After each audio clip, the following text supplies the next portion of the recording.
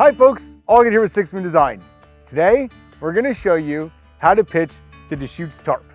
Due to the floating canopy, you can vary the height of your trekking pole depending upon the conditions. The higher height will provide more ventilation and the lower is ideal for stormy weather. The front of the shelter should always be off the ground to ensure that you have adequate ventilation. The optimal height for your trekking pole should be 49 inches or 124 centimeters. If you're using a ground sheet, you can consider laying it down and pitching the shelter on top of it. With the Deschutes Tarp, this can be done before or after setup. To start, you'll lay your tarp flat on the ground with the rear pointing into the wind. Stake out this rear corner guy out. Then, go to the front and stake out the two front corners in line with the seams on the canopy. Now, insert your trekking pole or accessory pole underneath the canopy. As you can see here, there's a reinforced area in the apex where you can insert the handle of your trekking pole. Your pole should be slightly angled with the base further out than the top. Now, with the door attached to the vestibule line and the zipper closed, you can stake out the main guy line. The next step is to go around the back of the shelter and stake out the final two corners. Now that the shelter is pitched, we can adjust the tensioners as needed for a perfectly taut pitch.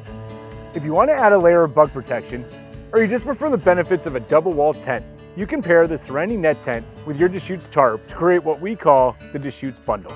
Start by unrolling your surrounding net tent. Locate the front door and position it to the front of the tent. Next, unzip the door of the Deschutes, reach inside the peak, and attach the glove hook to the D-ring. Once that is done, we will attach all four corners to the interior D-rings located in each corner. Simply attach the glove hook to each D-ring. Finally, you can reach around in the back and attach the final glove hook to the final D-ring in the back. Once inside, you can access the additional space behind the surrounding net tent with the new access zipper. Here are some do's and don'ts to follow when setting up the Deschutes Tarp. Do's. Do extend the guy lines to their maximum extent. Run the guy outs all the way to the ground. Do set the stakes in the order listed above.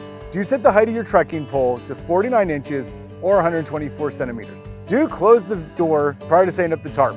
This will align your stakes properly and also reduce tension on your zipper. Do allow the canopy to rest for a half an hour before retensioning. This gives the fabric time to relax. Do any additional retensioning with the adjuster on the main guy line and the corners as needed. Don't try to raise the perimeter of the tarp using long stakes and terminating the guy line several inches above the ground. This is somewhat counterintuitive to normal logic. When you set up the tarp this way, instead of the canopy and the sidewalls raising, they will tend to collapse instead. This will cause the corners to dip, resulting in reduced headroom and ventilation. As you can see, we now have a great storm-ready shelter, ready to keep you dry and protected from all the elements. Thanks for watching SixMoonDesigns, and remember, go wild, live young.